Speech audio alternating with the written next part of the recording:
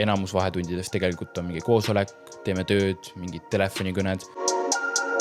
Aga jah, ma nagu mäletan neid päevi, kus meil oligi nagu 3 vahetunni ajal oligi 3 koosolekut kõikides vahetundides. Või siis me tegime jälle Coldcalle. Seda ma mäletan ka, kui me olime enda koolis seal kõige viimasel korrusel, kus ei ole väga palju inimesi, on vaiksem. Ja siis me seal tegime Coldcalle ja seda, et sa nagu üldse ei viitsi, sa nagu ei taha seda telefoni üles nagu võtta. Selle suvega me lõime ka enda esimese Soome-Eesti Crescendo Nordics orkestri, kus on tegelikult ka Rootsi ja Norra sees, ehk siis kõik nii-öelda Nordic riigid. Selle orkestri produtsent olen ka mina nüüd, Robert on meie orkestri turundusjuht. Selle Saudi-sõiduga lasin ka 2 nädalat koolist üle.